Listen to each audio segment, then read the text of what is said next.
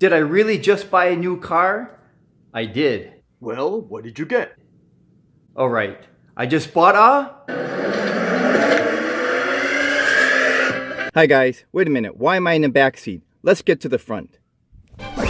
There, that's better. Alright, hi guys. So some of you are aware that I had an Audi.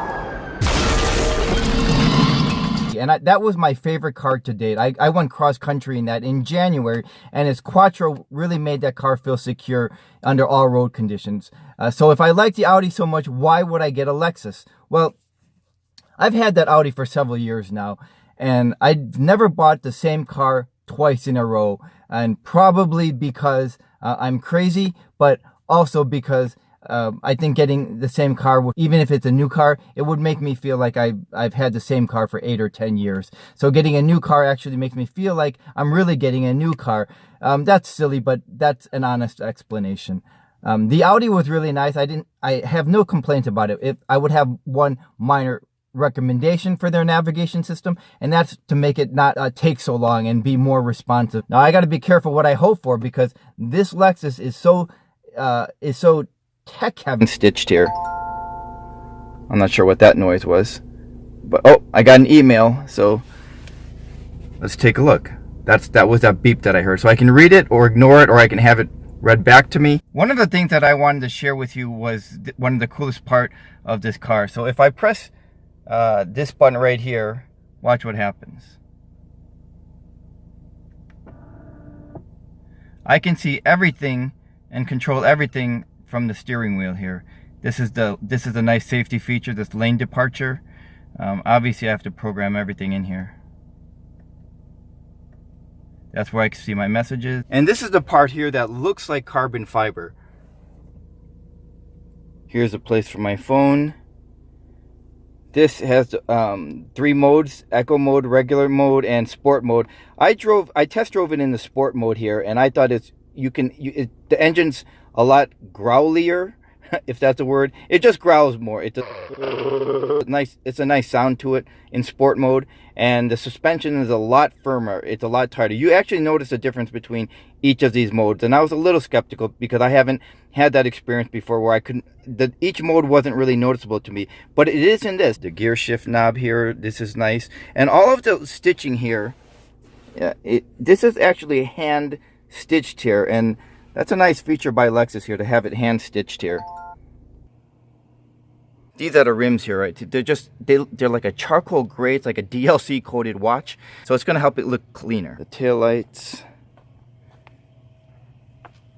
It's got the dual square chrome exhaust right there. And this is not something that I would normally think about, but see this piece right here? This is actually one piece. It's not 2 pieces of metal wielded together. It's just all one piece.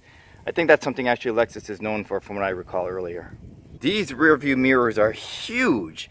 This would probably be the equivalent of a 50mm watch, but you get used to it. And my package is the F Sport package, and the F stands for, or the tribute to the Fuji Raceway in Japan. It's got a nice sports packaging with the F Sport line. Now these are just so bold and aggressive here. I forgot what these are actually called, but it's just really bold. And the lights look nice.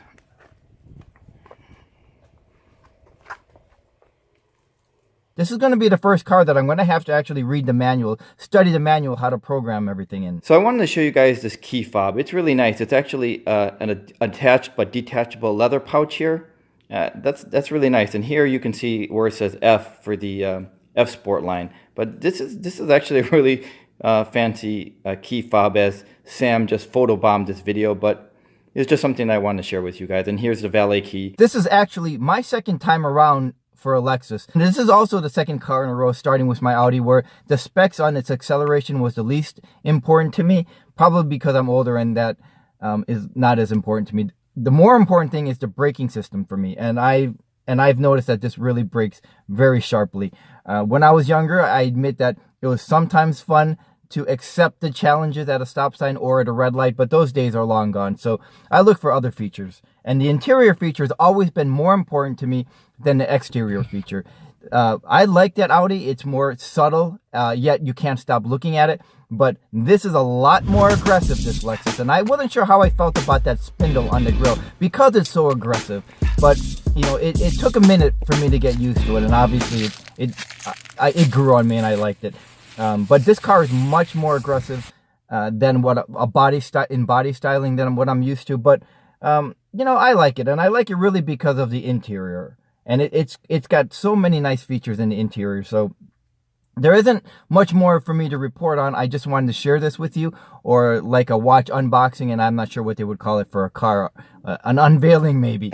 But I'm going to have to study. The first thing I'm going to have to study is the HomeLink system so I can program my garage so I can get into my garage. And then I'm going to have to study the navigation system because there is a lot of programming, and I'm sure I'll get the hang of it. So thanks for watching.